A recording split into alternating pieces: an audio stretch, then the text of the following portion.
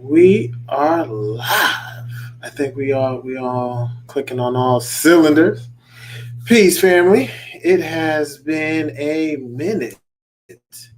I hope everybody's doing well this evening. I see we got some family members in the building. Peace, sis. How we doing? I know you over there cooking. This is going to be a really good class. Really good seminar as well. And this is for people who may be already used to opening up a business, starting a business. It doesn't matter whether you've had experience or you don't have experience. I promise you, you're going to actually learn something today. And then for those who, understand that you do get a tribal business and whatnot, you're going to understand the process a little bit more clear from A to Z, right? And you're also going to learn some things in between that you need to be doing. So this is going to be a catch-all 22. So peace, everybody. Peace. Bring your questions because this is going to be that video that when you don't hear, hey, Kojo, I have a question about the business. How do you? I'm going to just send you a video. This is what this video is going to be for, right? But we're also going to talk about a few other things I think will also be, I know, pretty useful to maybe investigate as well. I always got to talk about the investment opportunities and whatnot. So overall, bring your questions, whether it pops up in your head, whether it comes up at the end, middle, it doesn't matter. We're going to take our time with this. I may even show some documents in between as well, just so that we make sure that we understand what we're doing out here. Okay, this is very important. Peace, pieces. How you doing? Okay, so without further ado, I know I was about 2 minutes late, 3 minutes late. So apologies about that. I know the stream starts at 8:10, but I wanted it to start at 8. So without further ado, let me get this on my screen. Y'all can see my screen? All right. This is Indigenous Business Operations in 2025. I know some of you have seen videos from 2023, even some banking procedures from 2020, right? Some of those things have changed, right? So we're gonna go through that and just make sure that we are crystal clear. So during this seminar today, we're going to talk about indigenous business operations, but as well as an investment idea, like I talked about at the beginning. And so we're going to take our time walking through some of these things to make sure that you guys understand exactly what to do and why you're doing what you're doing. Okay. So the first thing I always tell people to do, right, is to breathe. You'd be surprised how some people get nervous, when it comes to even just something so simple as a bank account, opening up a bank account, because they're getting drilled, they're getting questioned, all this stuff, and they're like, "Hey, what do I do, Coach?" And they calling me while they're at the bank, right? And they're like, "Was I supposed to give them this? Do I have this?" And it's like, breathe and don't forget to read. Like, that's very important. You got to know what you have. If you don't think you got something, just go back to the email or go back to the jurist or the person that actually worked and created your business. That's very important because you need to grasp the documents that you're actually utilizing. You need to be confident in what you're doing. If they see a chink in your armor, they'll test you. They'll see if you're really knowing what you're doing. Do you understand what you actually are doing? And are you following instructions? Peace, family. You in the building. Peace, peace, peace. So we're going to just make sure that this is crystal clear. So, yeah. So this is always I always tell people to do. Okay. Also on the bulletin, while we're here, just as a recap, we did have the health fair. That was awesome. Went well. Appreciate those family members who attended to learn how to, improve their health and things of that nature. We'll probably do another one sometime in January. But in the meantime, we have the Ramadan ball, but we also have have Ramadan in December. Where that's also where we do the Book of You series. So it's going to be a really really good series this year. We have the Honor Ball, December 28th through the 31st. I'm sure there may be some more, but I think that's the only thing I know of, right? We also potentially may have a Hawaii party in February of 2026. So stay tuned for those things. Just got to give everybody an update on that. Okay. Let's start with the documents you need. I know you're like, well, I already know all this.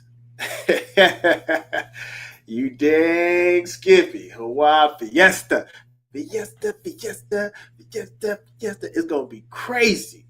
Okay, so why why did I start off, with some of the mindsets and things of that nature? Because this is how some of y'all be at these banks whenever they hit you with a question. What type of business is it? This is how y'all act.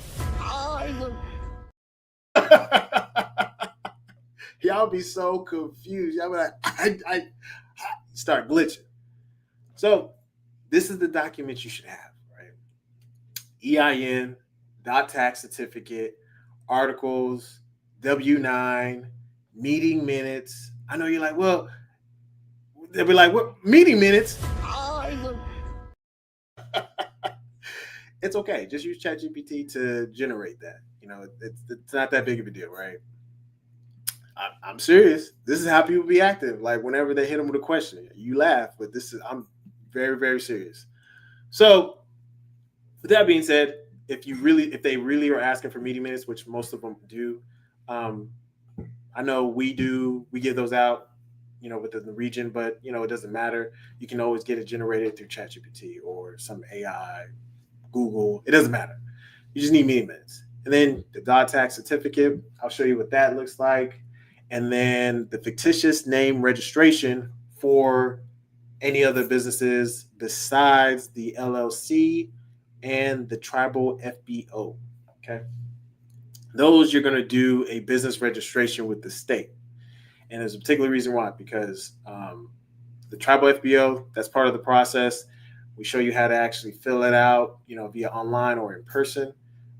There's templates out there that we can send to you that you should get. And then obviously with the state registration, the person can do it for you or you can do it yourself. So that's very important. So I just want to make sure that everybody understood that. And I'm going to pull out just kind of an example. I'm going to share my screen just real quick, just to make sure everybody understands what I'm showing you. All right. So hopefully everybody is doing well this evening. Where are you? Okay. Let's see if it'll pull up my screen for me. And then I'm going to share what that looks like. Just in case. Oh, okay. We glitching today? Oh, okay. Share. Okay. Here's what, that would look like, right? This is what this tax cert would look like from our tribe, right? So you'll get this and it'll be stamped and sealed by the jurist servicing you, right? So these are the documents that I just want to make sure you should know and understand that you're gonna get: the EIN, the dot tax certificate. So the dot tax certificate is the one in the corner. I don't know, it may be hard to see. So I may try to see if I can pull out an example.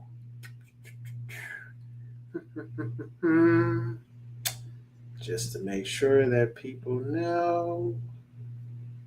Where are you?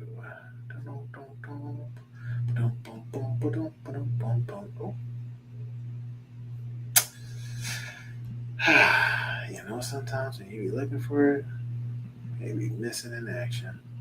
All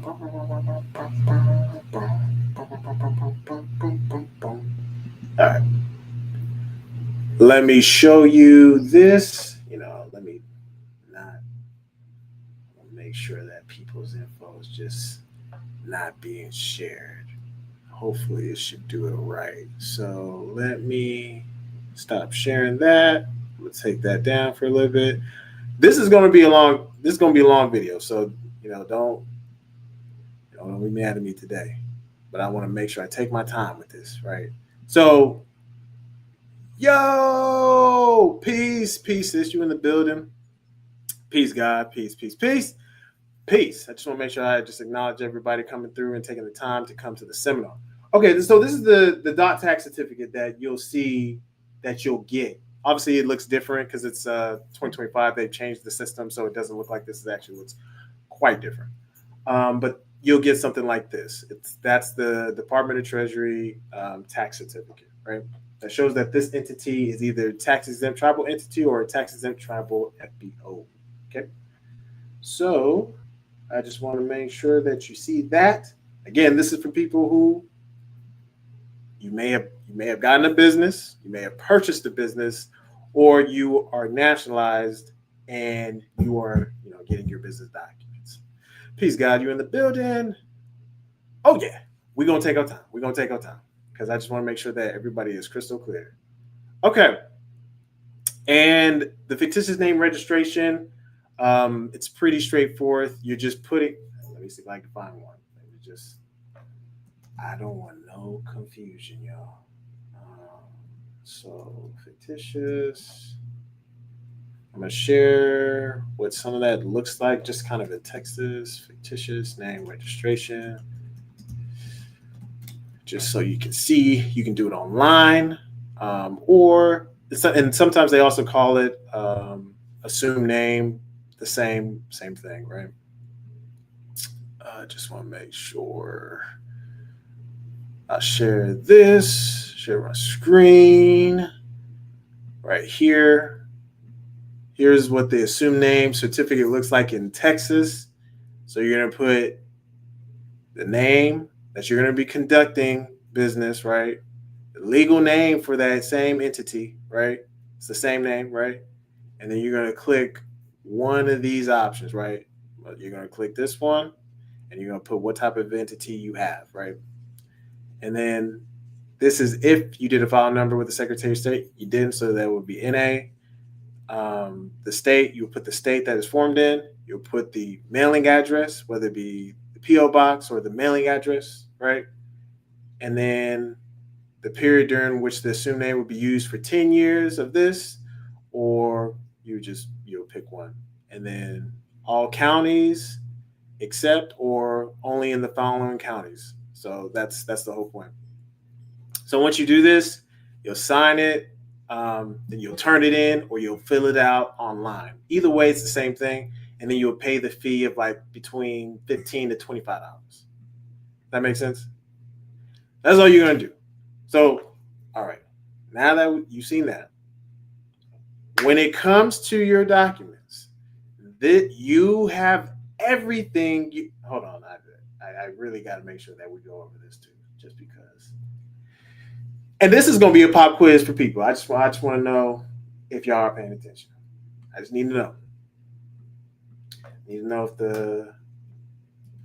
everybody is paying attention, because this happens and I don't know how else to explain it. But people be freaking out when they get hit with that question. So let me see if I can pull it up. And we're gonna find out who's paying attention today. Okay. Let's see. Okay. Let me share my screen. I know y'all like Hoja. You really are. I am taking time on this one because I don't need no confusion. All right. So chat. For those who are paying attention, I have one question. If you got this document, what type of entity is it? Just put it in the chat. You can shorten it. You don't have to type out the whole thing, but just what type of entity is this? I just need to know to see if you're paying attention. What type of business is this? Can somebody tell me? 1 minute within the chat, otherwise we'll move on. What type of business is this? Chat. Do y'all know? There we go. We got somebody in there who knows exactly. Oh, see, and this is what I'm talking about. What else is in the chat? I just gotta know. What else? There we go. Yeah, there we go. We seen some of the answers, right? This is very important, and this is not to this is the teachable moment, right? So the answer is general partnership, right? But we had somebody that said unincorporated, and that's no No disrespect or anything like that. But you just gotta read. That's where it goes back into the beginning what we were talking about. This is a general partnership. It'll tell you at the top what type of business that you have, right? General partnership. This is a general partnership, not incorporated, right? So this is why I think it's very important to make sure that you understand and you actually read what documents you get. And if you didn't get a document, then you will contact the person that you need to contact, right? If they don't respond, give them a couple of days. If they don't respond, then contact, um, somebody else on the jurist list to say, hey, can you contact them, right? And if they don't, then you file a complaint. So that's an example of why I just want to make sure everybody understands that this, because I don't want you to end up at the bank looking like this. Okay. So now that we got that squared away, right?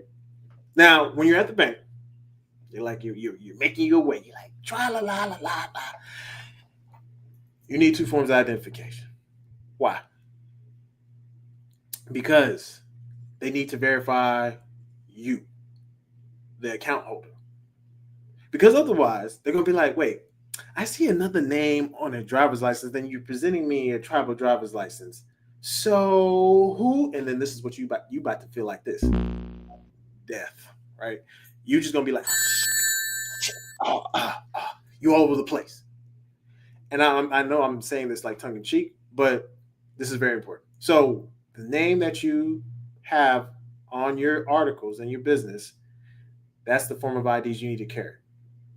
So whether it's your new name that you selected for those who are in the tribe and they've selected a new name and stuff like that, you need to get the court order name change. Along with the court order name change, then you'll need to update your social security number to reflect the new name, and then you need to reflect the driver's license, passport, and so on and so forth.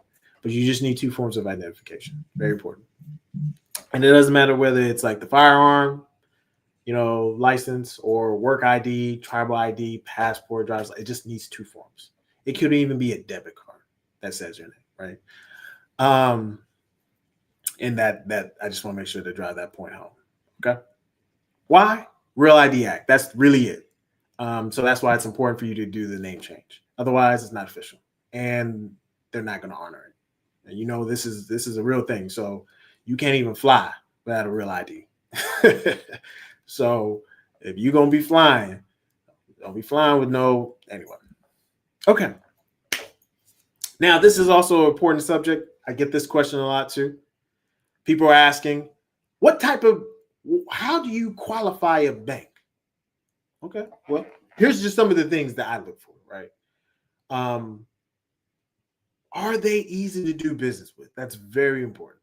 Because if it's very difficult, like you put in money, like let's say you put in $500, they're like, well, what is that? And then they freeze that transaction. You're like, wait, that was a deposit. They're like, well, we just got to make sure. But they're interrupting business flow, so they're not. It's not the ease of business. Let's say it was like $10,000 that was deposited in there. They're going to flag that. That's normal. But like $1,000, $500, that shouldn't be something they trip about. That's just a simple notification. Hey, you got a deposit. So ease of business. Are the people competent? Meaning you can go to them and they know what they're doing. So you go present the documents. Like, I don't know if I can really do this. Really doesn't look like we can actually do this, even though their website says that they can. Find a different bank. Are they nationwide for the most part? Meaning like even if you did do it, open an account with them, they have multiple locations relatively across the state.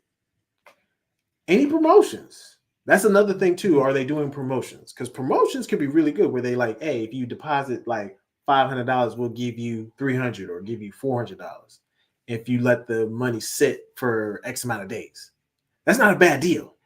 So, and then do they have like business credit while you open up the account? And then are they easily to do transactions domestic and internationally? Very important. These are questions that you got to be thinking like a business. This is very important. If you're thinking like, oh, I'm just trying to avoid taxes, I got to reframe your mind just a little bit. So that's why we're scrubbing very slowly. So that's very important to just kind of keep in mind. Yo, yo, yo. Peace, peace, peace, peace. So let's move on to the next slide. So here's some banks that I recommend to investigate. I know. So there's like Key Bank, there's Bank of Texas, Oklahoma, PNC, First Citizens, Navy Federal, other local credit unions, Square, Cash App. Cash App it has a bank account. Same thing with Square. Um, you get a bank card. Some of the transactions when you withdraw money from Cash App, they'll cover those expenses. So you're not paying a withdrawal fee. Bum, bum, bum, bum, bum.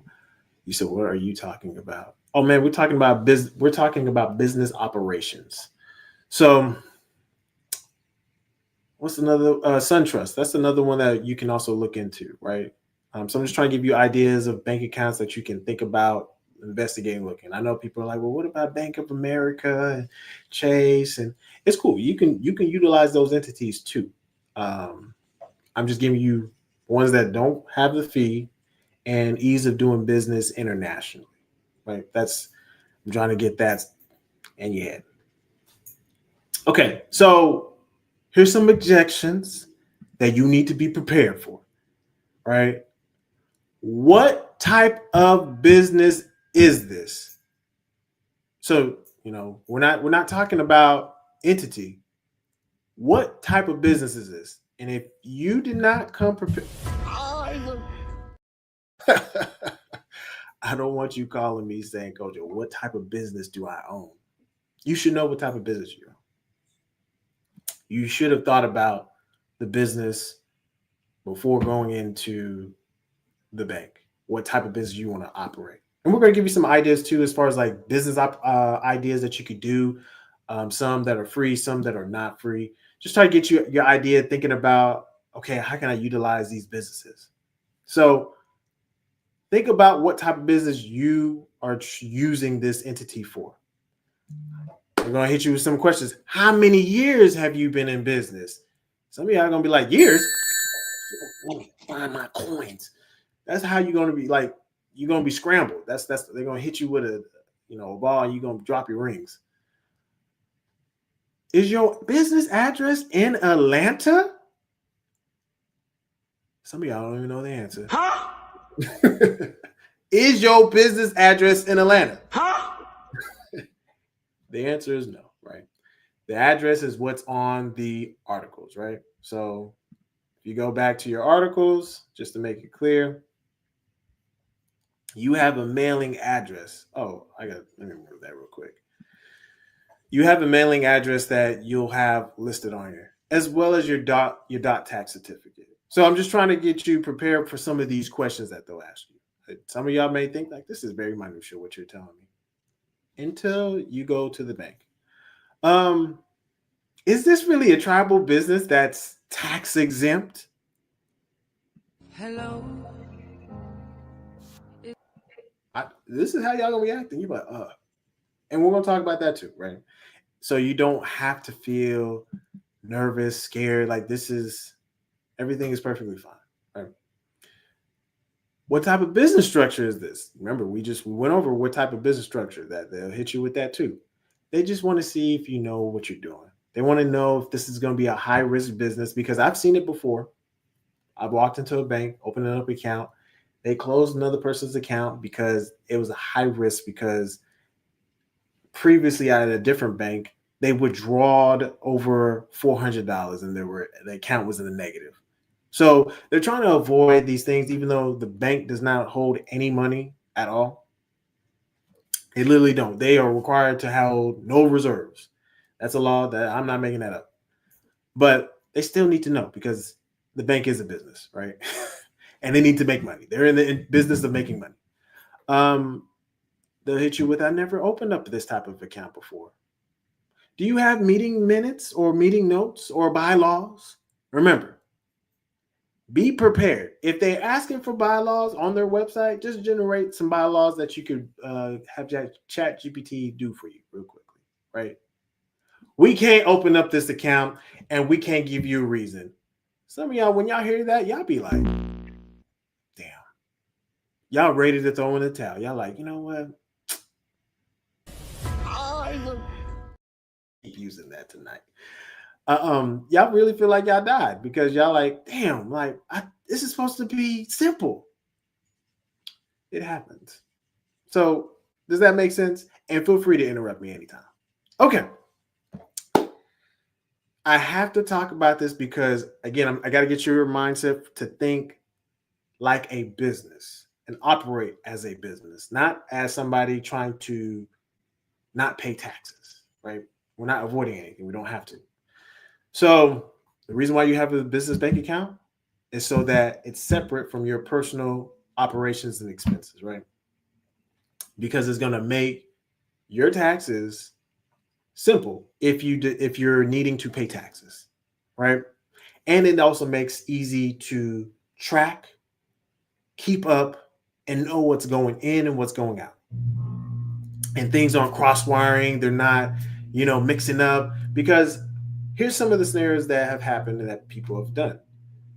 They've they called and they're like, hey, I'm at the tax office and I need to know how do I need to file taxes.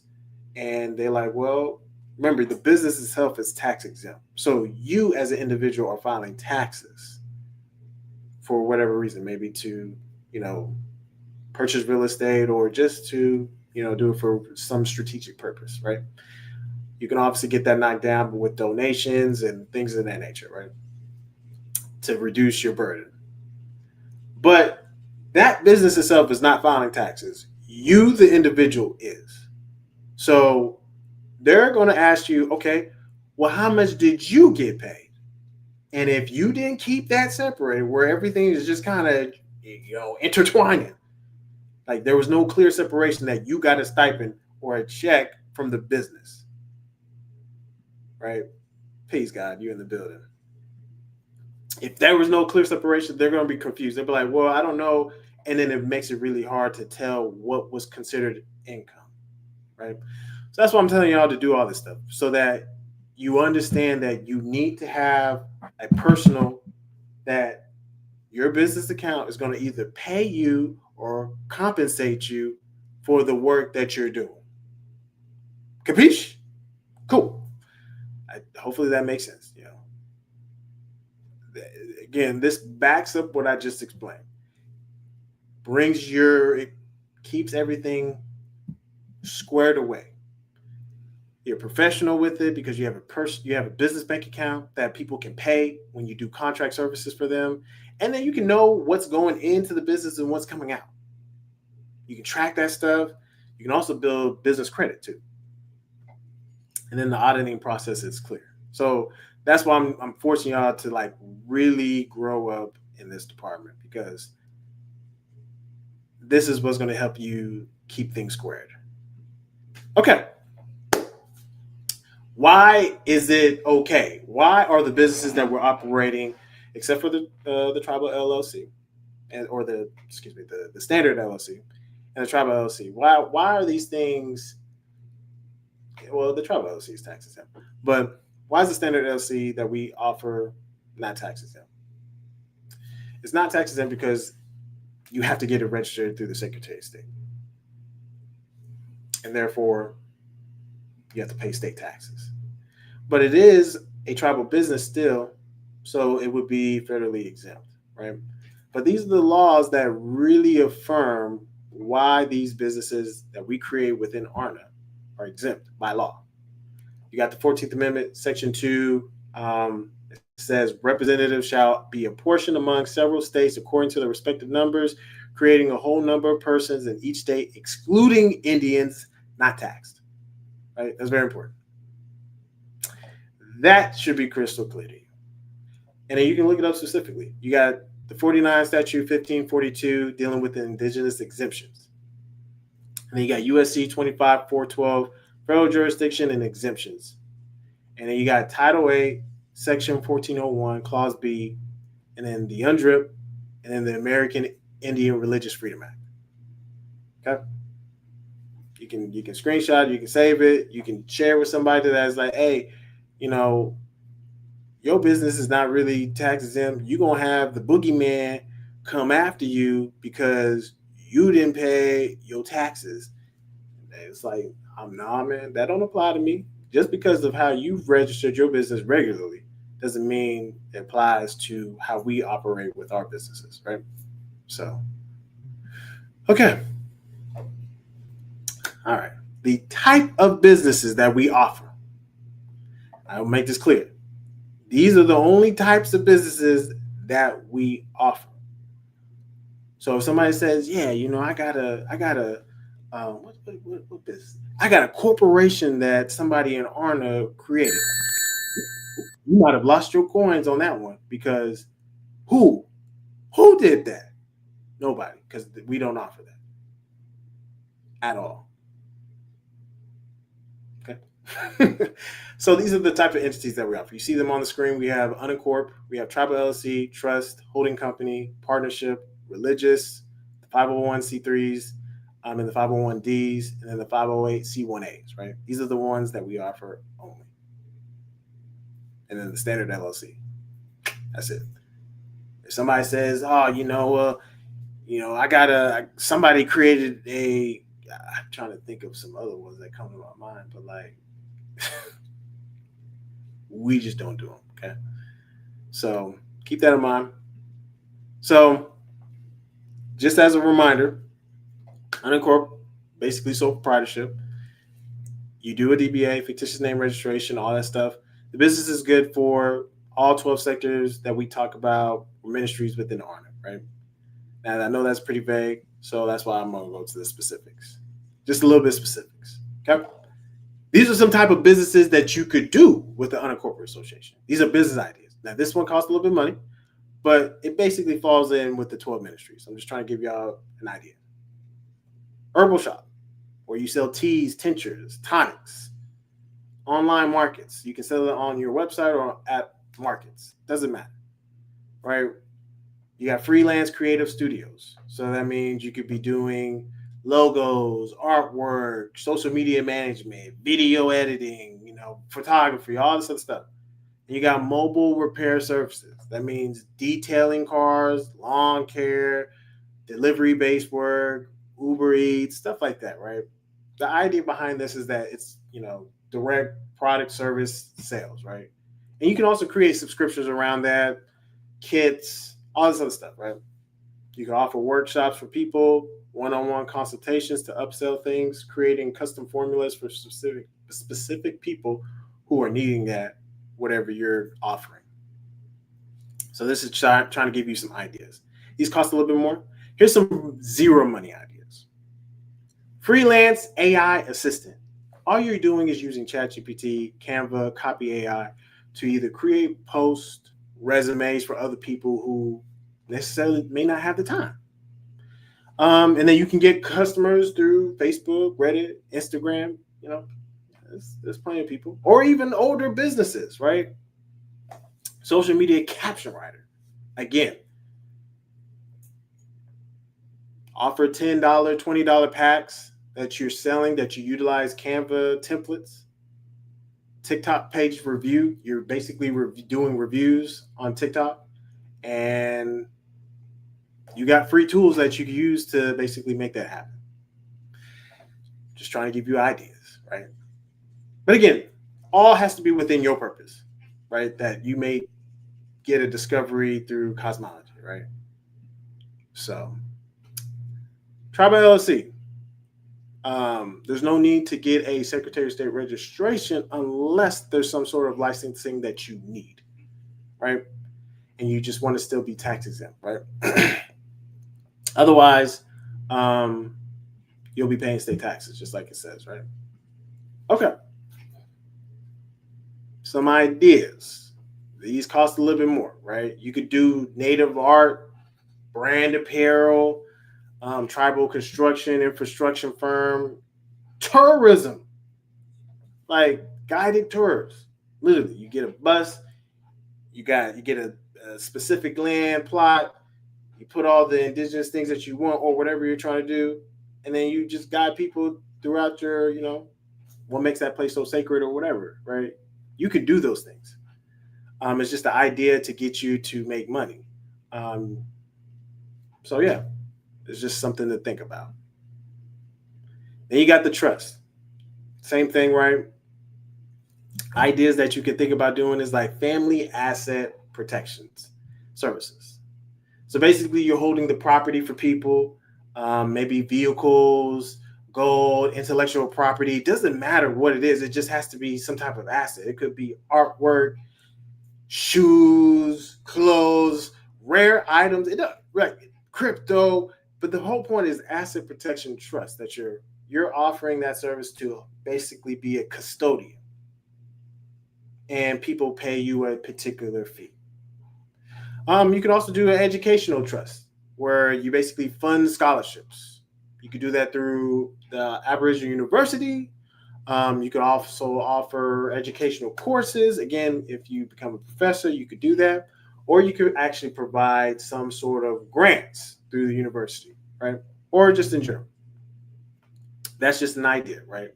You got land stewardship trust. That means people can either lease, rent your land for whatever use they're trying to do, whether it be agriculture, spiritual, events.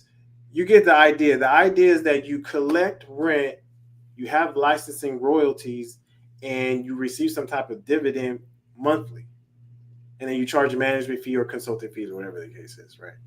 So these cost a little bit more, right? But you get the idea. I'm just trying to get your brain turning, right? Got a question. Are Roths included in tribal businesses? Are you talking about like Roth IRAs? Because if you're trying to opening up an account with like let's say Fidelity or Charles Schwab, that's like a Roth IRA. That's just a type of account that they open. You can utilize the tribal businesses to open up Roth IRA accounts or Roth accounts. You can do that. There's a particular way you need to fill it out, though. Um, but I think no. Sorry, we double back that. You can have a Roth IRA account as a tribal member, and it'd be fine and dandy. But usually Roth IRAs are tax exempt accounts to begin with, so you wouldn't necessarily pay taxes on those. But if you open up a brokerage account, you can utilize a tribal business to actually do that, and it would be tax exempt. They have a particular application. We've talked about that before. Oh shoot, my laptop died, y'all. I'm tripping. This laptop would have straight up died.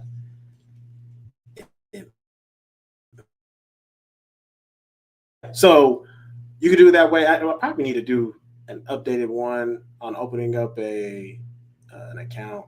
I know we have Brother Shabazz has also done one as well too. But yeah, hopefully that answers that. Okay, cool.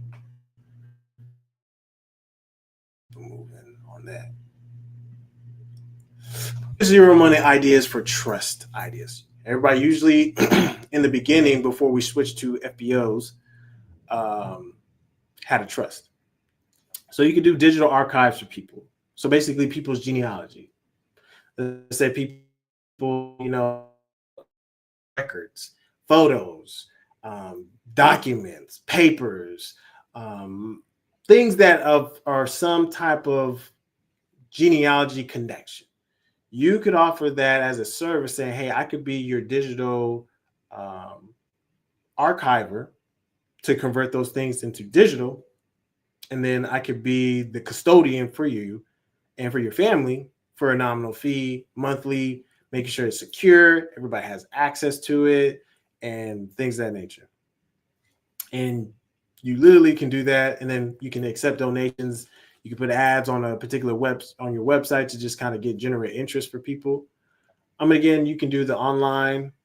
What about commissioned IRA? Hold on, let me.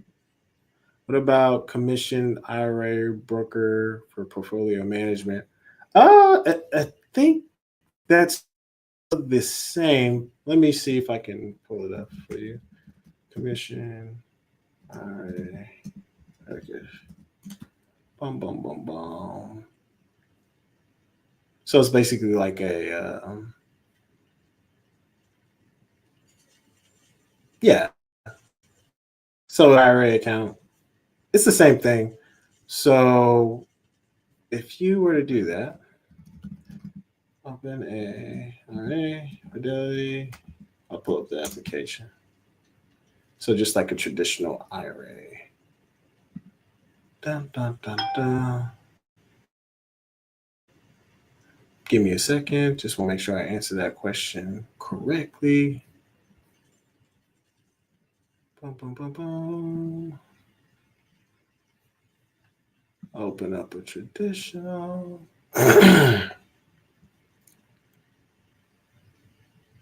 Say no.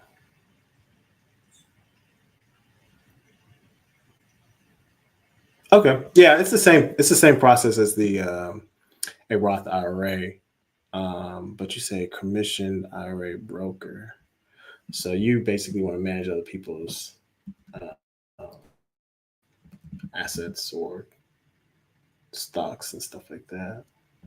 Let me make sure we're gonna do this live. Mm-hmm.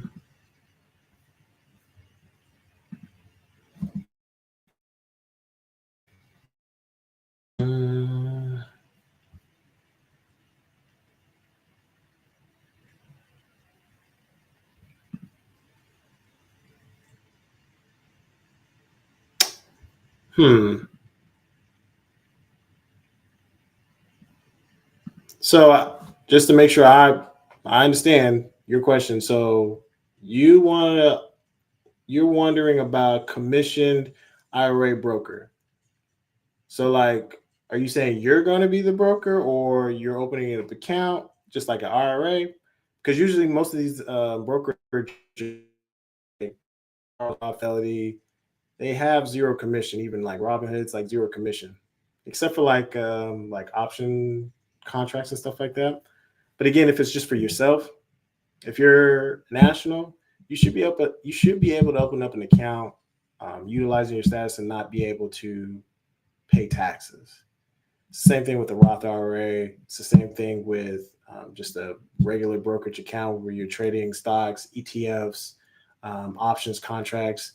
But with the brokerage account, you just be utilizing the business, and you can open up a business that's tax exempt because they have it on the application for Fidelity. I'm trying to see if I can see it. Application on PDF. Because they have it on the application. I just want to make sure to see if this is the same one. Where are you? Because most of this stuff is transitioned into online. Oh, here it is. Cool. Individual. If it'll let me zoom in. Great. Okay. Let's see if I can share my screen. Yeah, so you're a broker. Okay. Yeah, so I imagine you have to have some type of license. So if you have to have some type of license, then obviously you're going to have to pay the state fee, right? And depending on what their rules are for brokers, whether you have to have an LLC or something like that of that nature, you're going to have to basically comply with whatever the state rules for brokerages. So if you needed to have an LLC specifically with a license, then you could get a tribal LLC that you basically full details, um, open up the or utilize that entity. It obviously is registered to the state, so you would pay state taxes for that entity. But overall, you would have to pay federal for the time being. But you have to pay the state because you have to register that business to maintain some form of licensing. But if you're doing it non-licensed, I just want to make sure, because you say I don't handle the setup of the portfolio. Well, this sounds like a detailed question. And non-licensed. When it comes to brokerage or brokers, I thought usually most brokers have to have some form of licensing. But if you're acting as the middleman and you don't actually manage it, then that might be a little different. So you have to give me some details on that. How personal assets like crypto, silver, or gold to a trust?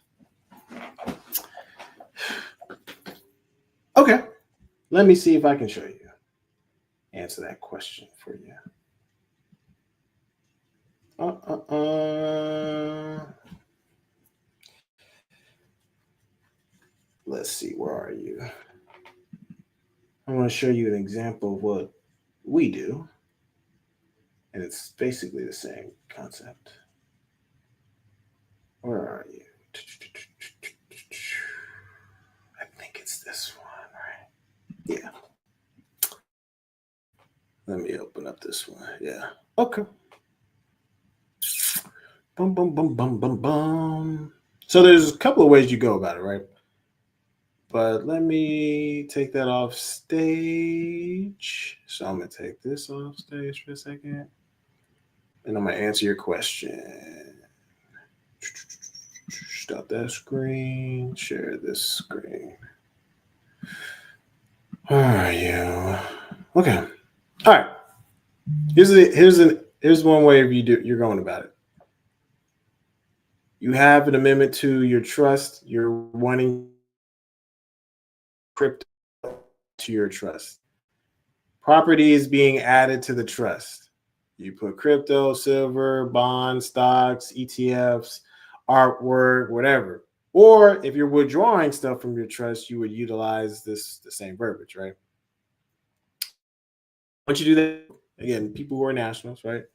Then you would have this notarized, because if this is not notarized, this is not a legal working document, right?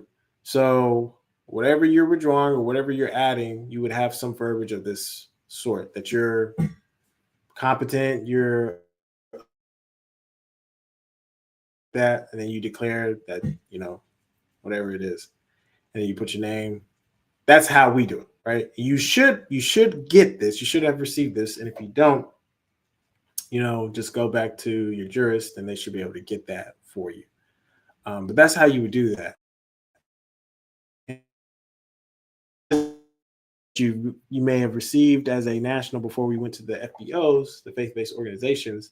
It's the same concept. So if you opened up a brokerage account with that entity, so all assets with that entity, you would those things being added to the trust. So not only do you have it where the actual, because like I'll show you my screen, this other screen, just so you see what I'm talking about. Boom, boom, boom. Share tab. I think it's this one, right? Wow. Yeah. Let me see. Is this the account registration? Try to make sure this is the right one. This may be a different one. Dun, dun, dun. This might be something different. But basically, you're going to fill out a Fidelity account for the business. So they have it for the business. So let me stop sharing this real quick. Business. Just so I know I'm not tripping. Because it should be here.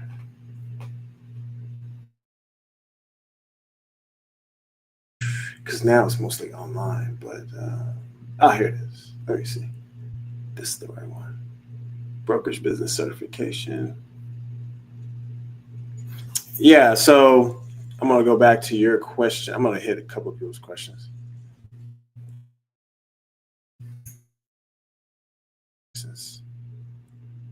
However, licensed in insurance. Oh, okay. Okay. So you just refer people to the financial company. You're not licensed. So it's the middle person.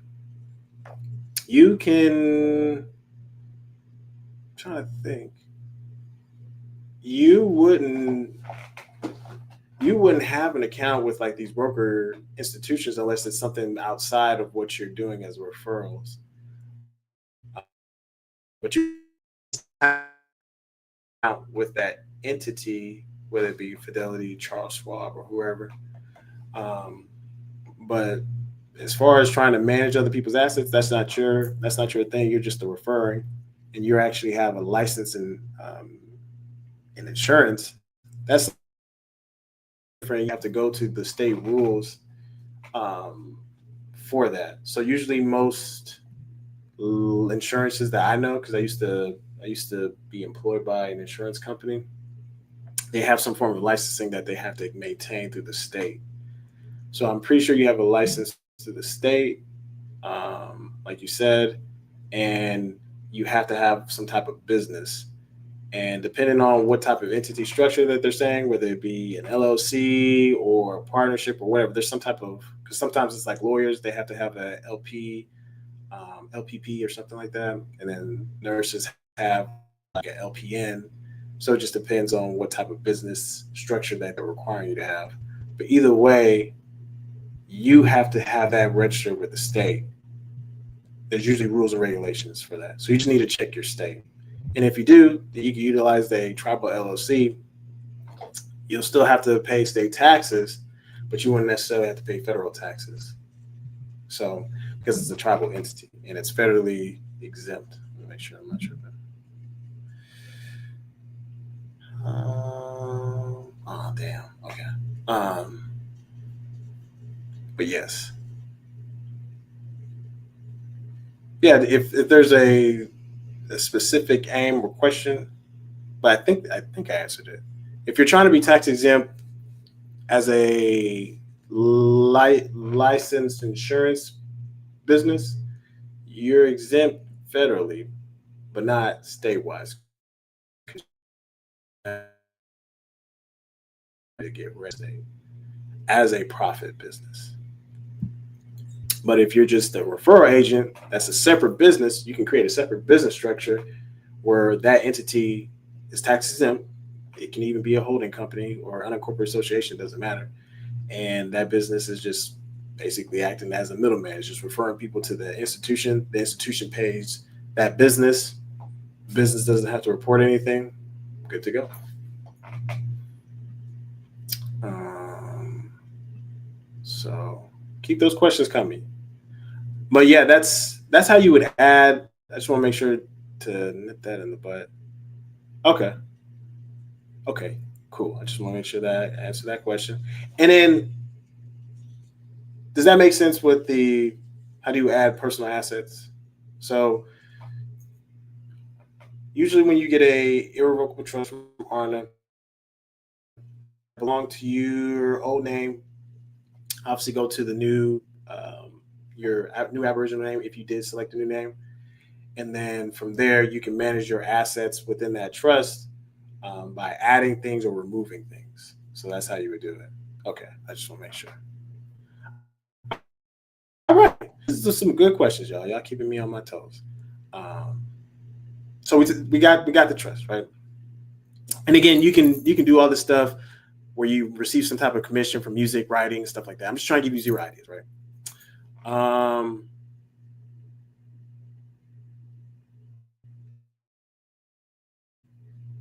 you said did you say a license is for profit? For the most part, if you have a license, they may ask you to register a specific type of business, such as an LLC, and so therefore that would be considered profit. Um, yes, holding company 501A, right? Business ideas that you can do. Again, holding assets, holding businesses, holding media, hold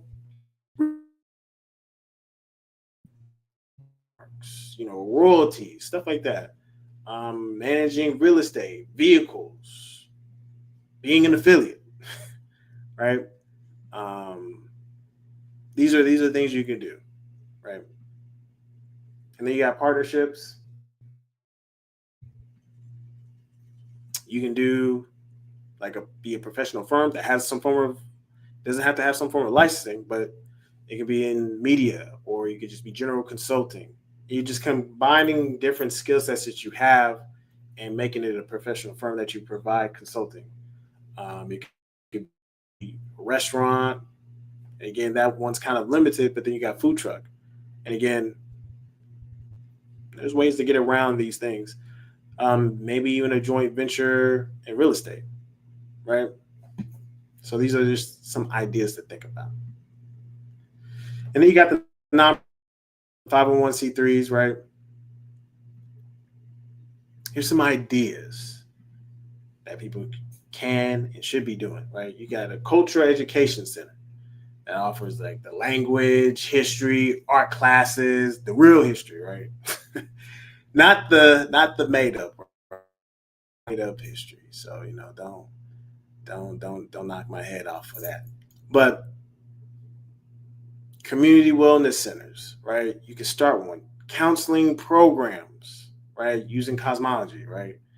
For integrating, the cosmology aspect, spirituality, holistic healing with, you know, um, specific herbs and things of that nature that you can provide education to people. You can even start a museum, right? A heritage archive, right? Preserving all the artifacts, you know, preserving all the things that people have done and honored, all the great things, all the dissertations, right? All to generate basically revenue for you. Um, Zero money ideas. Virtual prayer meditation group. You can host free weekly Zooms and take voluntary donations. Well, I ain't got no money, Kojo. Here are some ideas. You can take them, get creative, and run with them. You can do this through different means. You can post the sermons or lessons on your YouTube channel for ad revenue or a digital culture library. Everybody should have that in their family. Okay. And then the 501d, right? The business idea behind this is like intentional living communities. So you can have living communities that have shared housing with businesses or just other people. Organic farm collective where people sell produce, herbs, medicines, goods, you know, seed banking. I'm just trying to throw out some ideas, right? Okay. We on the top of the hour. I know y'all like, oh man.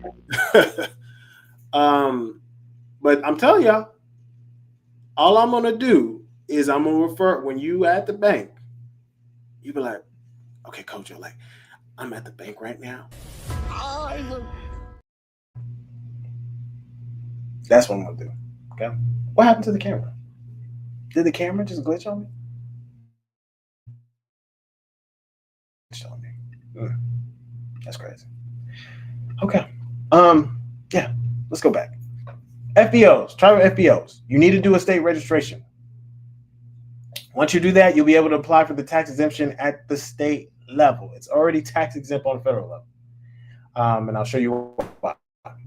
And then you can operate it as a trust because it's going to be connected to other businesses that you are operating, or it can just be just as an FBO, right? Either way, the idea behind this FBO is that none of the activities are subject to seizure, not subject to taxes. No reporting is required and is tax deductible. The same thing is with the 50 as far as like the 501c3 and 50d, but the difference with that is that those actually have reporting behind them. This one does not, and it's not subject to public scrutiny, which is very important because the 501c3 and the 501d are subject to public scrutiny. So that means people can see your filings, your 990s. They can go 990 for X business and they can see the records, subject to public scrutiny, right? What makes this very legal, right? This is very crystal clear. American Indian Religious Freedom Act. This is a Congress Act and it's directly connected to the First Amendment. So this is super important to make sure you understand. So when you're deciding on what type of business entities you want to look into starting, you have all the information now. Just try and make sure that you understand this and why this works. In this statute, they made one thing clear. They said Indian religious practices. Indian meaning member of an Indian tribe, not of a federally recognized tribe, not of a whatever, whatever rules that they be making up. It just says member of an Indian tribe. And an Indian tribe means a band, nation. It didn't say federally recognized band, like I'm telling you, when they say, "Oh, yo, Arna's not federally recognized," sorry, don't ignore it, because they don't know this statute if they talking like that. And plus, they maybe they do, and they're just trying to trip you up. Again, going back to the beginning where I told you that they would do things to trip you up. Right? Okay. Here's the proof that this is federally exempt. You can go to the IRS website and look it up. I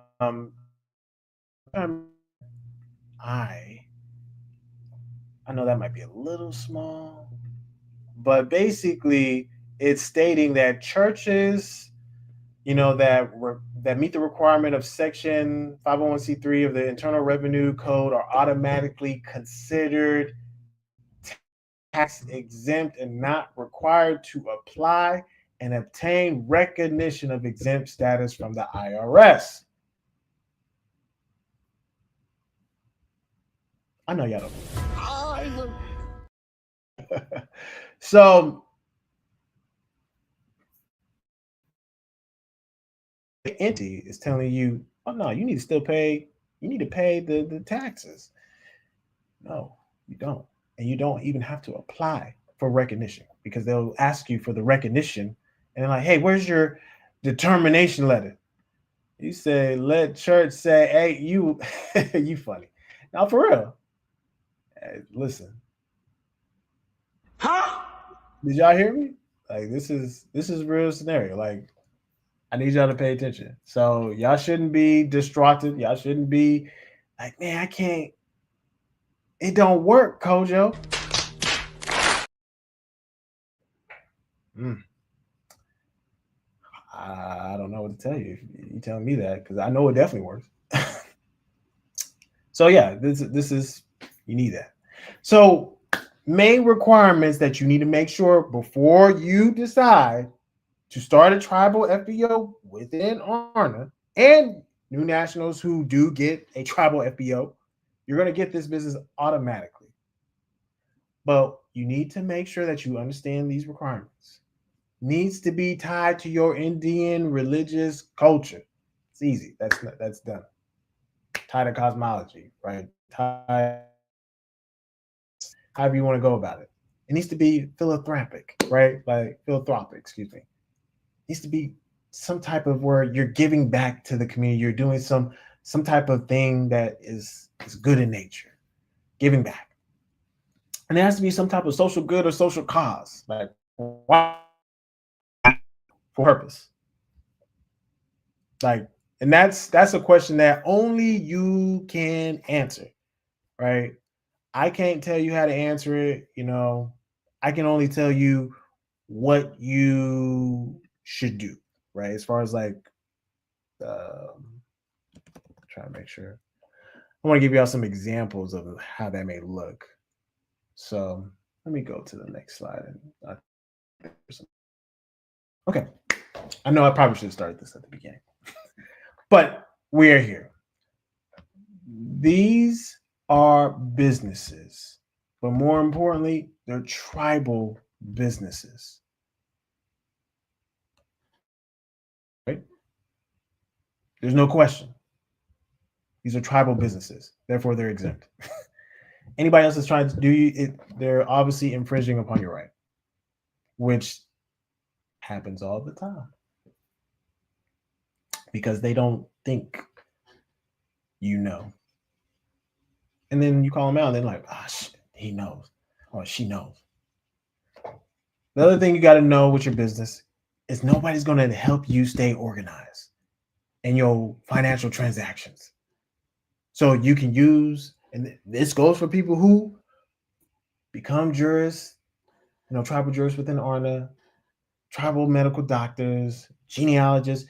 keep your stuff organized where you can see the financial transactions are taking place. What's going in, what's coming out.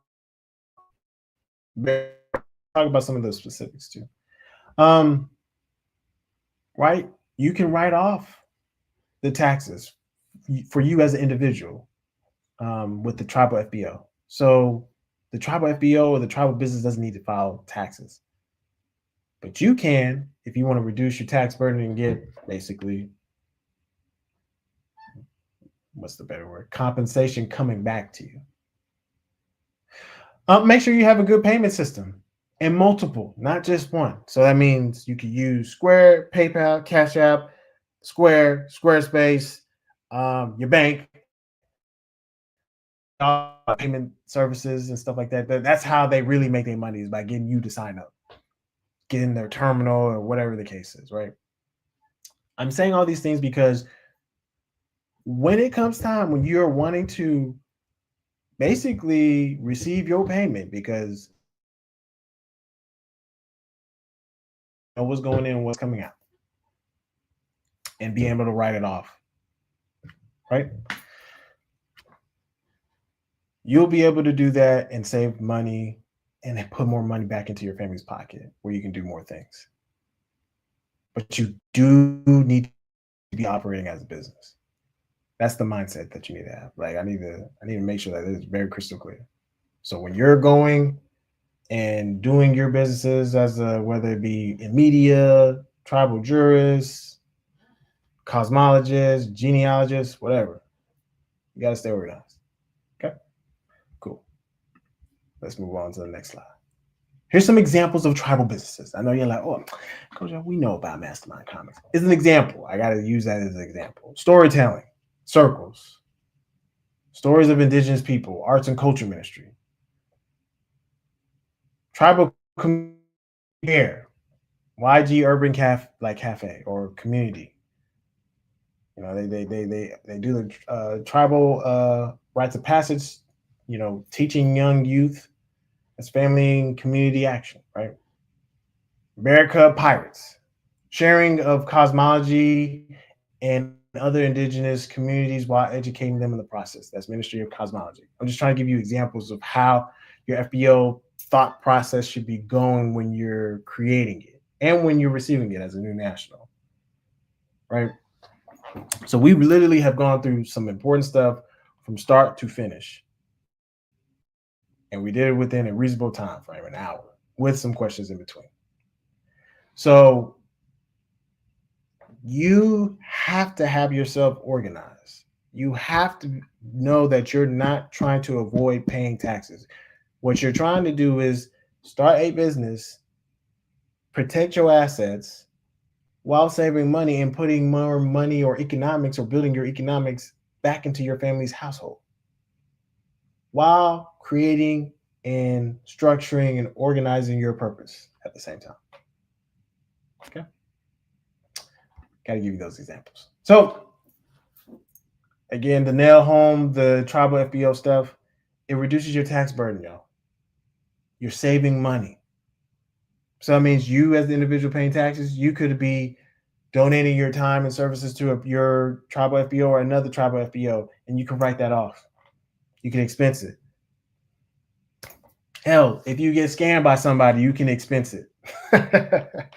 Count that as a loss. There's literally a code for scams and losses. You can write that off.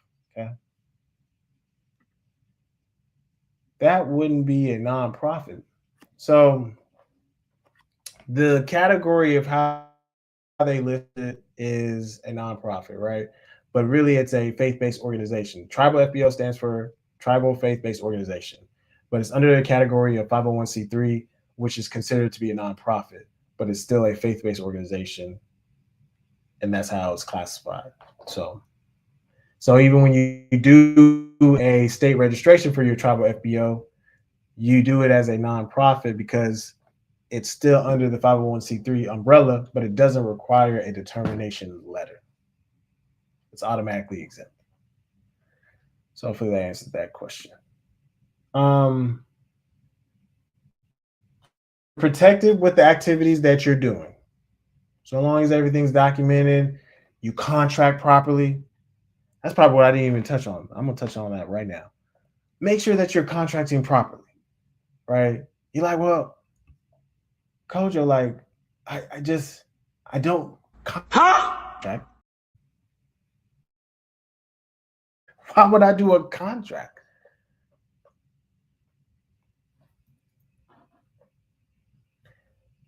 If you don't do a contract, not only are you exposing yourself to somebody and maybe their shenanigans, but it protects you.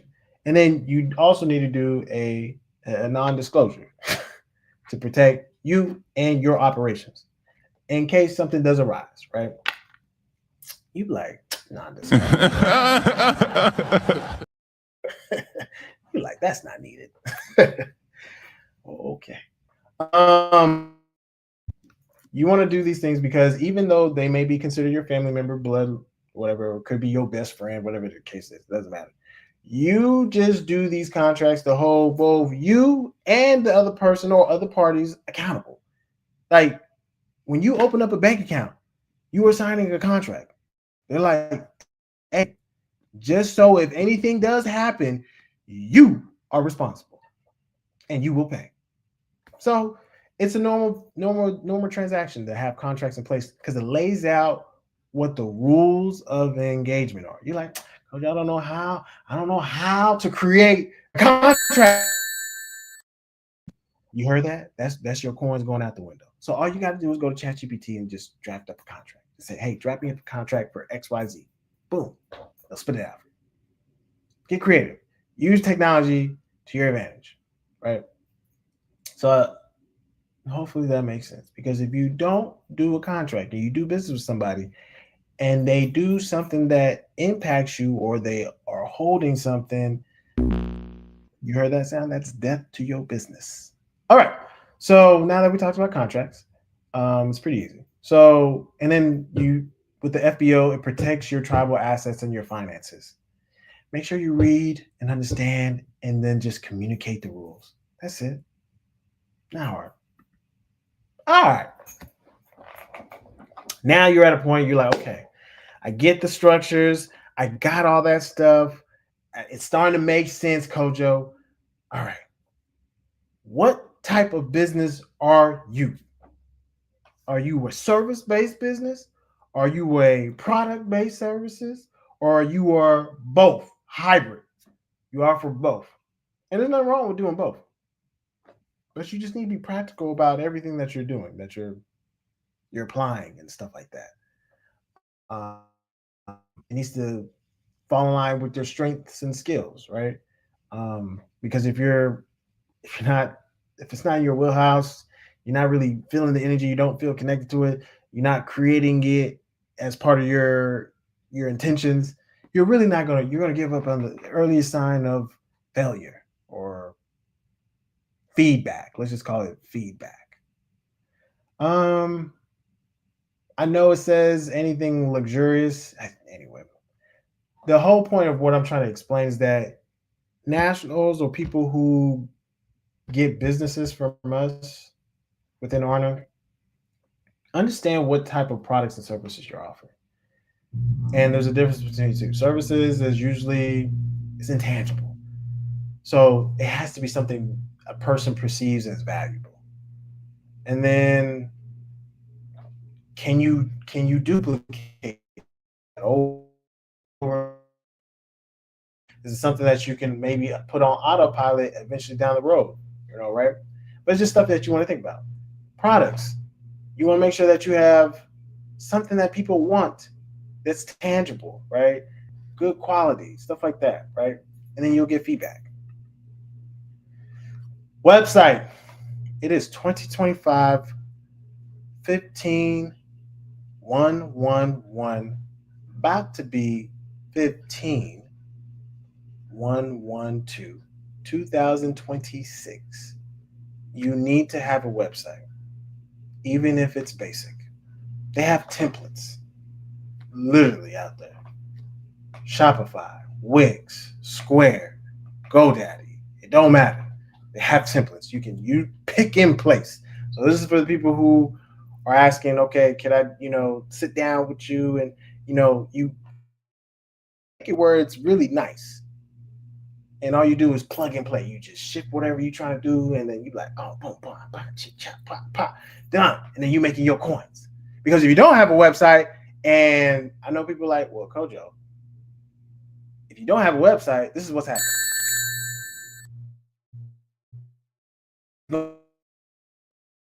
Coins. You're losing your rings. Okay? All right. Let's talk through just this right here. I know we talked about the operations. So we went over the operations, we went over the finances with the bank account, having things separate, payment processing system.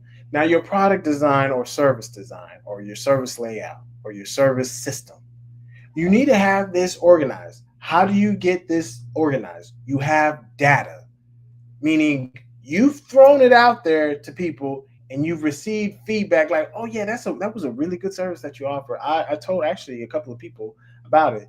Let me know if they hit you up or they actually purchase it, da da da. And then if they do that more than once, then you'll have a referral based business, from one person that you did a really high on or good product. Then you can always open up the window of like, hey, would you be interested in being an affiliate? Contract in place for that, right? Draft up the contract, do all that stuff, and then boom, you have another person that's actually selling for you for your business and promoting just what you offer. Quality control. It happens to all businesses. Why is the cash flow important? Because sometimes you have product that did not make it, went to the wrong address, a service that wasn't completed, or bad product. And as a business, you need to be able to address that, fix that, resolve that.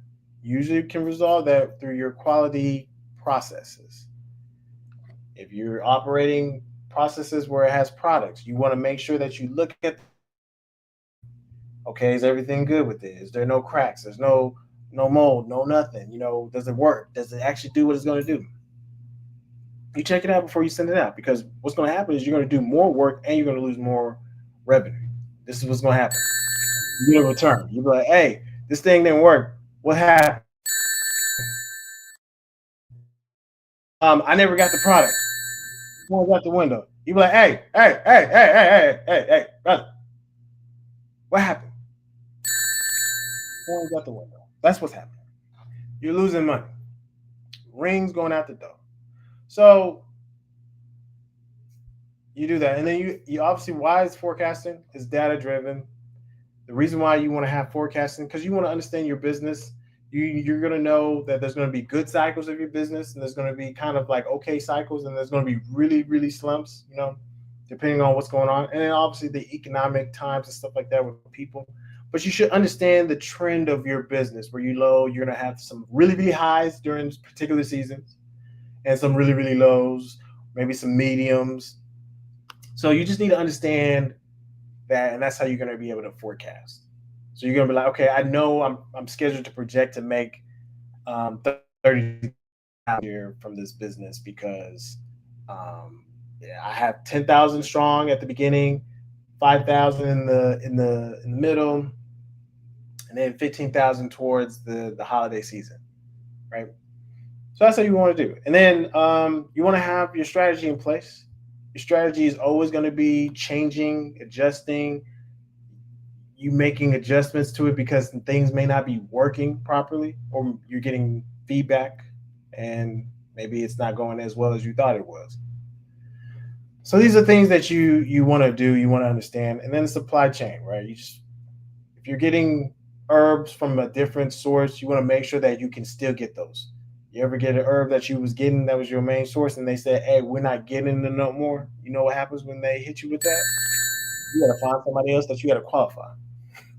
That's more money, that's more time that you have to invest to make sure that your supplier that you're about to be buying from meets your level of standard. Because if you don't, coins go out the window, rings go out the window. Okay? So I know y'all like, damn, coach. I'm like, why?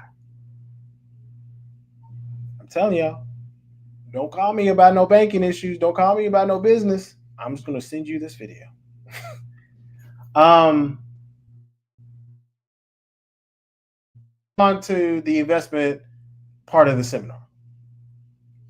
I think this is going to help bridge the gap with everything, with businesses, opening up business bank accounts, utilizing our tribal businesses, just understanding what type of entity you have. What do you? Oh, that was another thing. I just want to make sure. Let me go. There's one slide. Just need to make sure we are on the same page. Before I move on, the trust account. So here's one thing I want to make sure that all nationals are clear about. In the past, you used to get, a trust as your first business, right? And this is just in general moving forward. You don't show the full irrevocable trust agreement. And it even says that in your instruction documents. So if you got a trust document or a trust business, you would give them the 2-page document, lays it all out and stuff like that. You get that notarized, but you never give them the full irrevocable trust. There's no need to. Per the instructions. Okay. If there's no questions on that, I'm gonna just make sure I'm gonna hold the floor. I'm gonna hold the space. If there's no questions so far about business, your business type of entity, structure it, and here it goes and maybe I didn't talk about this too. I probably should. But as far as like your your parent structure, I've talked about this in previous videos, but it really is on what you're trying to do and how you're trying to carry out operations. So it goes back into what I was talking about with the operations. What do you want as the parent company? Do you want a holding company as the parent company? Do you want a FBO as the parent company? Do you want the trust as a parent company? And then you have other subsidiaries underneath that, such as a holding company, FBO, maybe even a tribal LLC, all doing different operations, different things, right? Um, these are things that you can put together. So the easiest way, and this is the same thing I just keep referring people to because this is the easiest example I use, is Disney, right? Disney has a kind of a layout of companies, right? And I'll show you an example of like what it actually looks like. And it goes deep, right? So let me see. Let me see if it shows it like really well. Yeah. Let me see. I'm gonna share this screen real quick, just so you get the idea of where I'm coming from. Boom, boom, boom, boom, boom. Tab.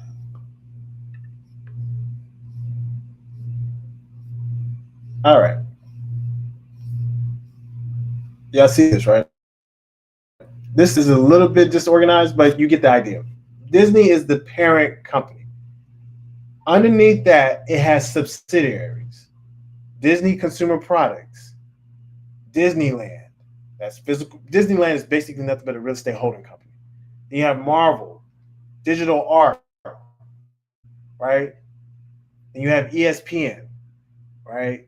Again, media, ABC.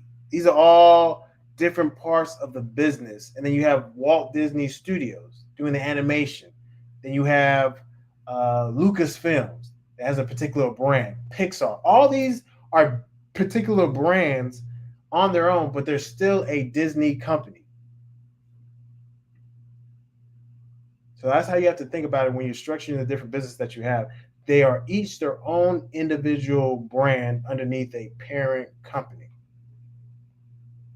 Disney has a same thing with Marvel, same thing with Lucasfilm, same thing with Pixar, which is why they are not changing the name of them. Sometimes you'll see where businesses get acquired and they change the name. They'll say such and such, formerly known as by, or a Disney company, whatever the case. They'll do that sometimes, but these companies don't need to do that. So you just have to think about these things as you're creating and starting businesses. I know you're like, man, you went somewhere, so but that's how you have to think about it. So that's where the organization structure of your businesses keeps things organized. Each business has its own GDP, its own IP, its own service products.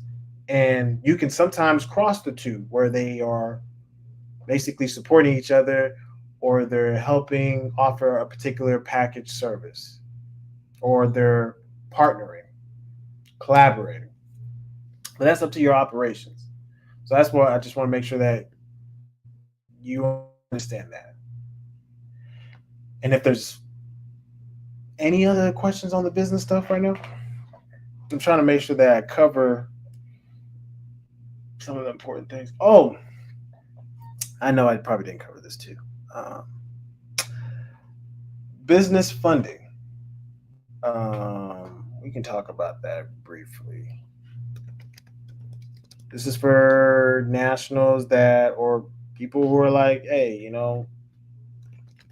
don't I don't know how to get started. How do I get business credit? Right. So I'll just come through it pretty briefly. There's two ways to go about it. They still do it the dinosaur way, which is you get a Dun and Bradstreet number, a DNB number. It's free. You shouldn't have to charge. You just register your company's information. We may walk through that um, at a different time, but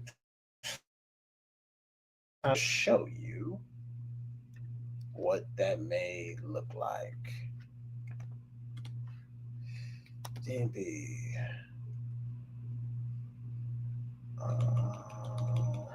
Number. Request the DUNS number. Let me share. Burr indeed. Share this tab. So you should be able to see my screen now. Okay. So hold on. Yeah, so they'll always try to hit you with the, hey, listen, you can get your DUNS number so quick, expedite, because they'll take their sweet time. Okay, let them take their time. Sometimes you can call them and they'll rush it. But you don't and you shouldn't have to pay for that DUNS number. It's free. So let me see. Get your free. Look, it even says right here. Get started. US based business. General purpose. Then you would create an account. I don't have time to go through this. Once you create the account, they're going to ask all the information about your business. And I think I wasn't even sharing my screen. Let me share my screen again. Okay. So I'll go back and do this real quick. So get a DUNS number for free. It says get started now. Don't pay the fee. Click here. You're requesting for general purposes, right? You sign into your account. You just create an account. Pretty easy. Then what they ask you is, let me see, just typical questions. The number, application form. Just want to see some questions.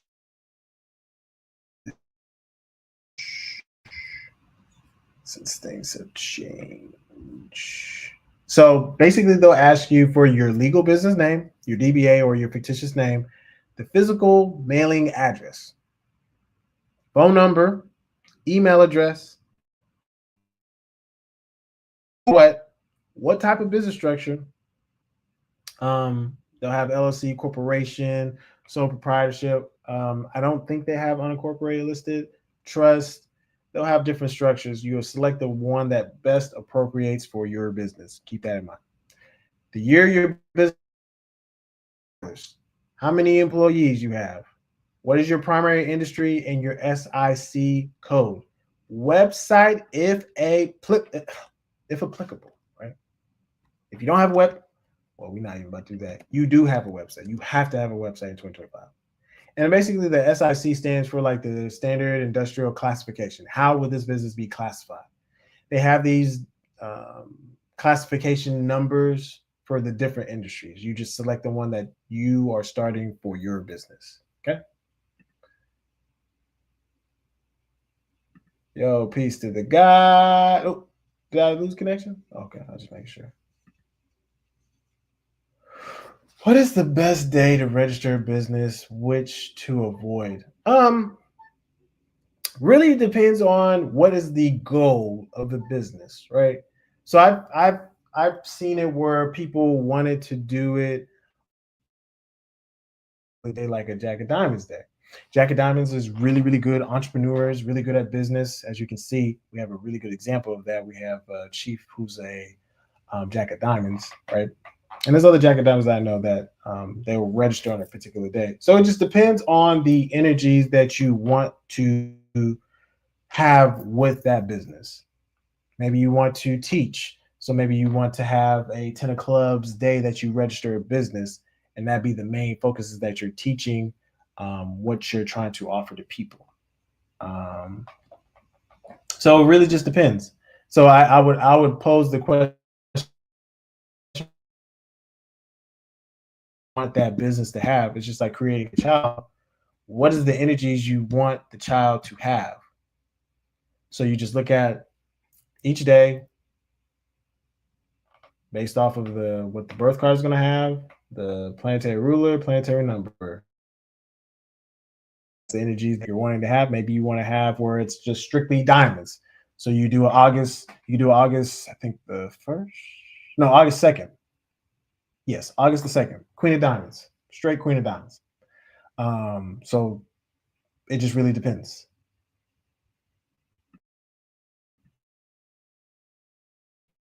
EIN, done, DBA, and DUNS number. Close them or transfer them. So I would tell you that if there's business credit, business credit profile that you have with that previous EIN, close it out. Because if it's registered as a standard business where it owes taxes and stuff like that,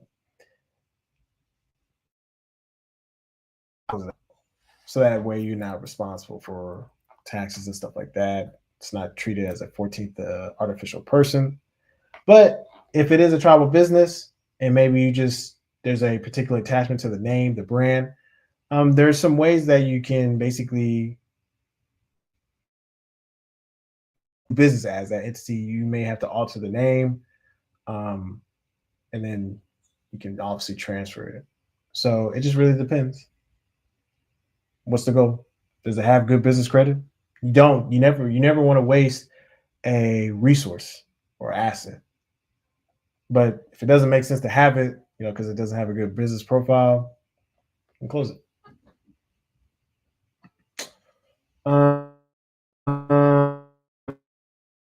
So that would be Dun & Bradstreet. Trying to make sure that I covered that portion. So yeah, you have that, all that, you fill that out. Then your next thing that you would want to do is you can do a 411 listing. You should do a 411 listing. It's free. Like 411. Huh? it's just another way for people to find your business, right? Um, Let me see if I can pull it up. And it's another place you can list. It's free. It's basically a business directory. So let me see if I can share this tab. I should be able to see my screen. But yeah, you can do it individual or your business. You list it. Boom, you're done. You should also do a Google listing as well. Let me see. Google listing.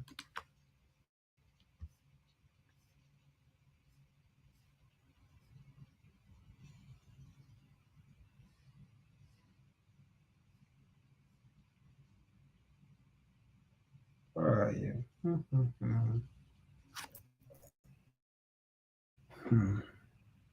Let's start sharing that. Oh, there it is. Here's your business listing on Google.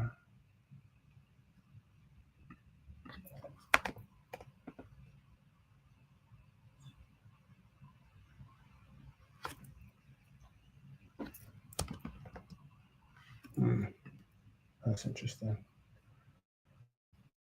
Okay. Did it just kick me off? Yes, sir. You already know, God. I'm excited for December. We're gonna be cooking some more. Yeah. So you do the Google listing. I think they've updated since then, so it shouldn't be that difficult to get it done. But yeah, you do this. You start now. You get your business profile created. Literally asks you for simple things: your business name, business category. You put it yourself. I don't think I can. You'll put the phone number, your address, operation of times, phone number, website, and then people be able to leave reviews for you. You know what I mean? So the idea is that you have visibility, you have traffic coming in because that's I probably didn't even touch on that. Is that you want traffic coming into your business. This is how people are going to be familiar with what you do. If people don't know how to find you, they don't know how to contact you, you don't have reviews, you haven't built trust with them because people are like, ooh, I don't know. Like they don't I don't see any reviews. People look at reviews. They're like, oh, he got a 2-star rating. You hear that? That is the sound of rings going out the door, coins leaving you. And I I know people are like, but that doesn't. You're gonna be screaming when you ain't got no business coming in. So I'm doing that tongue in cheek, but you want to have reviews, you want to have testimonies. This is a good sign that you know what you're doing, your business is offer good services and stuff like that. So it's key, very important. So that's another aspect that you want to add. Um, oh man, it's crazy out here. Um, Make sure that that's good. Okay, I know I'm like going all over the place, but that's important. So you have that. We talked about the traffic. There's plenty of ways to drive traffic. How do you drive traffic to your business? You drive traffic to your business through having listings. You also drive traffic by having reviews. You also drive traffic by media, social. You can do free work for people, and people will refer you. They're like, "Oh yeah, man, I really like." They came through. They were very competent. They know what they were. They were very nice. Good customer service. Like I probably skipped that, and that was very important. I'm sorry. Custom. Let me take this off the screen because I need y'all to look at me when I say customer service. Customer service is what help your business thrive. You ever had a bad experience at a business? What did you do? You didn't do business no more with them. You're like, mm, I don't like that business. Nothing's going out the door. So good customer service is very important for your business. You're like, you can have AI assistant do that for you, like AI chat. That'll do the customer service aspect. Some of that stuff is like questions that it should be able to answer. Um, but I know I'm like going back and forth with y'all. Business credit. So you could do net 30 terms. This is I'm telling y'all the slow and old fashioned way. Net 30 terms, you can use NAV. NAV is a place where you can use to check history, business credit. You use Uline, Shirtsy, Granger. You just need 4 to 8 of these accounts reporting net 30. Spend $50 or so for like 3 months or so, maybe even less, but it just needs to be reporting. Then you can move on to getting a fleet card or a gas card, an Office Max card. In the 3 months. Then you can apply for Wells Fargo business credit card if you have a bank with, if you have a account with Wells Fargo, or PNC, right, or American Express. That's probably not a good example, but PNC, Navy Federal Union, Bank of Oklahoma, Bank Key Bank. They offer these. Capital One. You can move on to the next one where you go get a Sam's credit card, an Amazon credit card, Capital One, Spark. And then you can apply for loans, right? So why am I telling you all this stuff? Well, excuse me. It's a way for you to have resources where you can take to buy, do what you need to do for your business operations as one form of revenue or source resource. You can do another way, which is you can just go to Capital One. You're like Capital One Spark, yes. And let me see if I can, because I'm not about to go through that whole thing. Because you know what I'm about to do? I'm about to pull up a whole video and just show y'all where you can find it. The idea is that this is supposed to be comprehensive and be helpful. So, all right.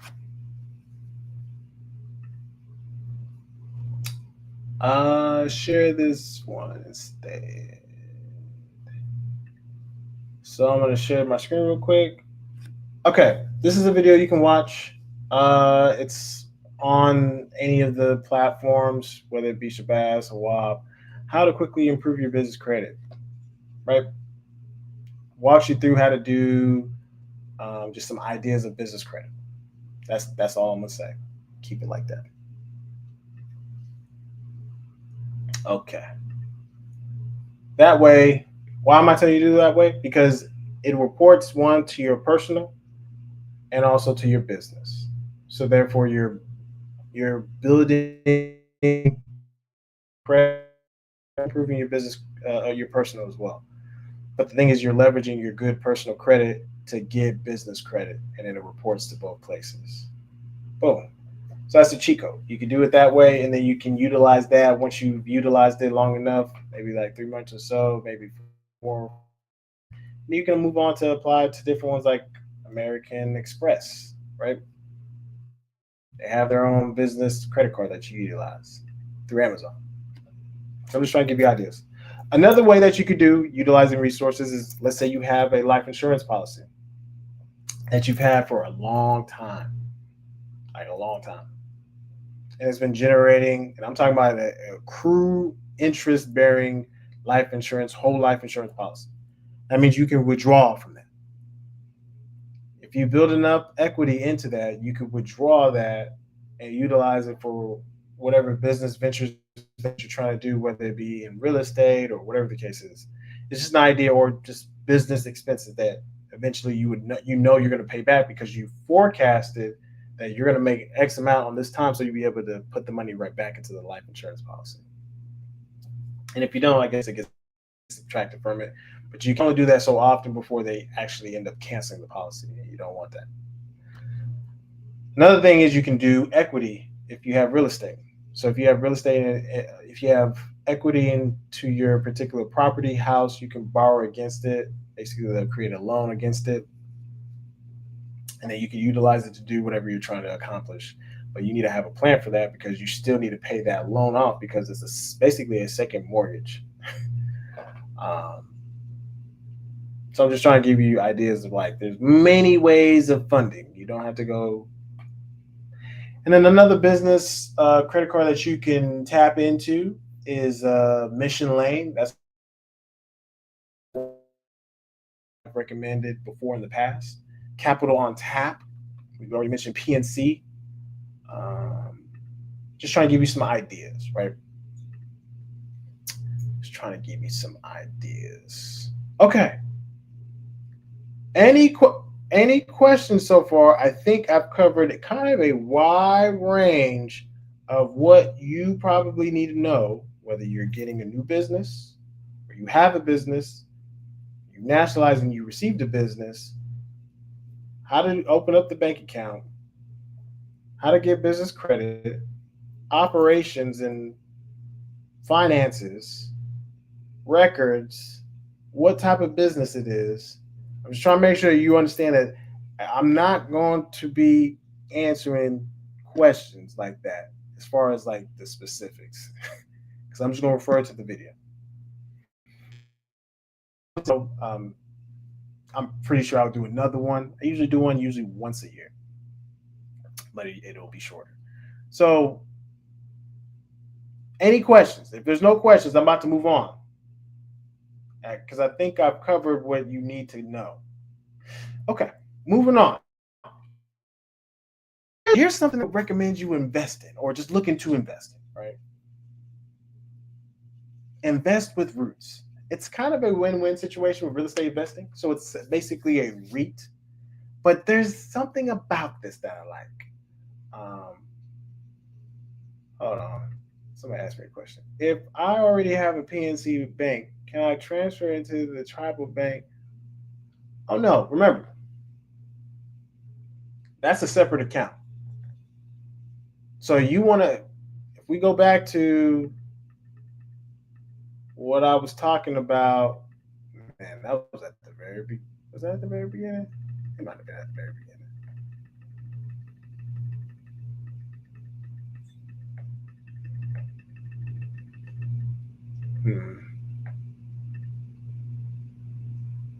Here, you need to have your own personal account. Business needs to have its own account to keep separation, keep things organized. So if you have a personal account with PNC already, they should allow you to open up a business bank account with them as well. You just got to have the documents and their requirements that they're looking for the type of business that you're opening. Um, you could do it that way, or you could go to a different institution. You should have multiple business bank accounts. I probably didn't say that. You should have multiple business bank accounts with different institutions, different financial institutions. So that way, if one goes down, you have other options. You're not locked in. You're not stuck. Not all your money's locked in. So to answer your question, it'll be a separate new account. Okay. Let me finish talk. I'm gonna talk about the investment roots. I'm telling you. So it's a win-win situation. So I like them. They're very similar to REITs. It basically is a REIT, but with as little as $100, right? Little as $100, right? You can invest into basically different portfolios that, and you don't accredited investor. So they have low transaction fees. Um, so and there's no penalty for cashing out after the first year. So that's really a good deal. They have quarter liquidity, so um, which is not common. That usually does not happen. Shit. Hold on, y'all hit me with the. Yes, that is being done in the works. There's some things that I'm working with a particular person. I need to thank you for reminding me because there was something I was supposed to do as far as following up with that person. So I'm gonna do that right now as we speak. But yes, still working on that, and that's still coming. Um, let me see. That- Thank you for that, God, because I didn't hear back from that person. Yep, here it is. Peace.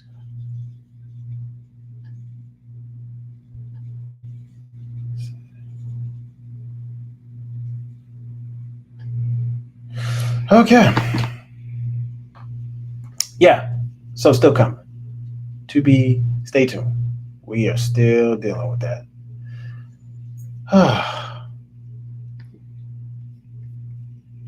So I know I mentioned this, and it's basically a win-win scenario, right? Um, like I said, $100. Roots does all the work, does the maintenance and all this other stuff, and you basically, you and the renters build wealth together. So like, that's really not bad.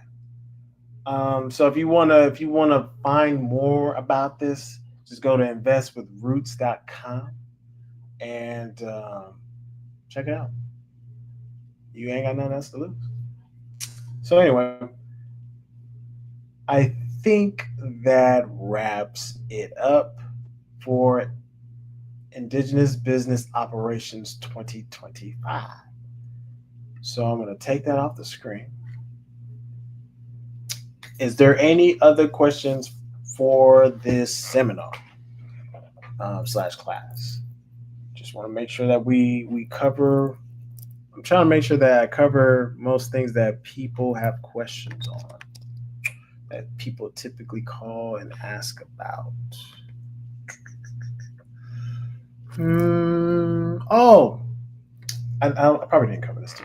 So you should be able to um, set up your grants.gov account. So you'll be able to apply for grants. You'll be able to bid on government contracting, right? And obviously, these things have different requirements, different regulations. You can even bid on contracts through your local county, your local state as well, which is really good. So that's another place for you to actually bring in revenue. And then you can apply for grants, like I said, through grants.gov, because have things organized, structured, you'll be able to apply for the particular grants that you're looking for, right? So I'm just trying to cover all aspects of what you're needing. You go to sam.gov, get all that stuff registered for government contracting, and then for your state or website, and then register, right?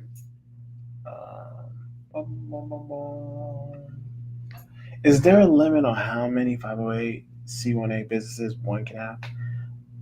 No, there's really no limit.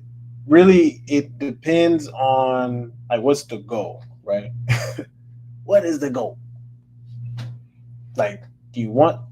Because remember, a 508c1A has to meet three things. That's the key thing. It has to be tied to your indigenous, religious, nature, culture, philanthropic, excuse me. I don't know why I do that. And it has to be a some type of social good or social cause.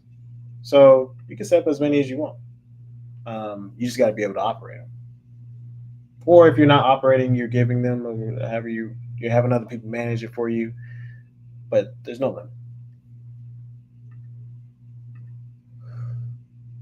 For the roots investment, how are we bringing in revenue, and do we put that under FBO? No, you would use a tribal holding company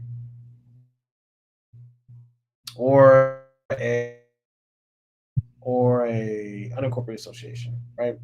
And you bring revenue, or they bring in revenue by the rents that are paid to those properties that you're invested in, and then they have like quarterly dividends that get paid out to you for the amount of money that you invest in, and they even have it where you can track it. If I'm not mistaken.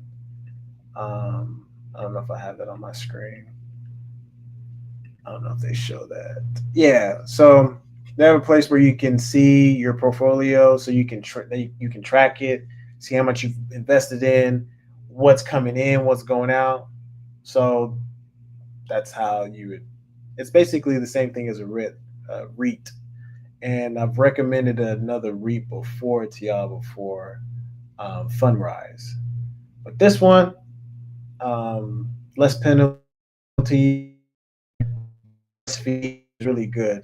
Um, and plus you're investing and your money goes a little bit longer with the renters that you're helping find housing essentially. So it's just another avenue to put your dollar to work, versus sitting in a savings account where it's losing value every day. You see how much trillions of dollars have been printed. So hopefully that answers that question.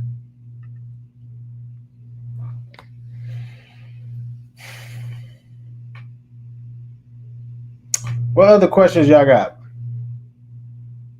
I'm telling y'all, don't don't drop the rings. Don't drop your coins. Don't be leaving money on the table because it's gonna be heart wrenching when you just lost $10,000. That's how you gonna be sounding.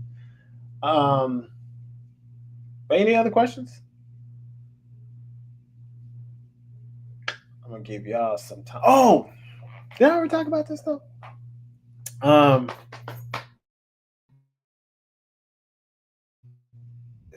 but if you have if you have your business structured, hold on, I think the camera turned off on me. Let me switch. That's a good sign. It's probably time to go. If you have your business structured where, let's say, a business is holding assets and you're wanting it to transfer over to a different business, that's as easy as drafting up a contract, a document that you get notarized, and then transfer it over. The other thing that I probably didn't mention is that the articles that you do get, like what I've shown on the screen before, I'm just sharing my screen just so that this is easy to follow. You can edit the articles as needed. You can add certain things that you like, okay, yeah, such and such will be able to take over the business if they meet XYZ condition or blah, blah, blah, blah, blah. So you can modify these articles to fit your need of what type of business you're operating. It's not set in stone. So I just want to make sure that I put that out there. Um, some of the verbiage is, set in stone, but as far as like what type of business it is, what you're trying to do, all this other stuff, you can modify that. And you should modify that, to fit whatever standard of business that you're operating. So, okay. I think that'll do it. If there's no other questions, I'll give y'all 2 minutes to ask questions because otherwise, it has been 2 hours. I appreciate y'all's time and attention in today's class. So I'll give y'all 2 minutes. Um, and also, hopefully, y'all are getting ready. Y'all have set really good habits. I know we've talked about this before, but really good habits of how you want to structure your businesses, your partner with people as far as marketing efforts. Um, the marketing doesn't have to be difficult. It can be really easy with, I guess, good, solid partnerships that are qualified. Um, you are welcome and keep up doing. Woot woot. Yeah, it's been a minute, y'all. I know it's been like probably a month and a half since I've done class and seminar, but I wanted to make sure that we got this one done for the books for the year because I want to make sure that everybody has the gems and tools they need to get their business off and going. So, and then we'll have another class next week too. Um, but if there's no other questions, y'all, appreciate y'all's time and attention. If I said you or call you out and they, that meant no harm by it, it's just using it as a teachable moment. Otherwise, this video is going to be saved. This is going to be used as a reference video so that, you ain't got no questions. You say, what? How can I hire you, guy? I need you on the team. Oh man, you say you want to hire me? We could do like a what you call it? Retainer. I have a retainer contract that if you wanted to put me on your team or have me do something, there's a retainer fee for that. So if you want that, let me know. Just send an email. So other than that, I appreciate y'all's time and attention tonight. Go enjoy y'all's time with y'all's family, and because I'm going to enjoy mine. Y'all welcome. We're gonna save this video. We're gonna see y'all next week. Peace, family. We out here.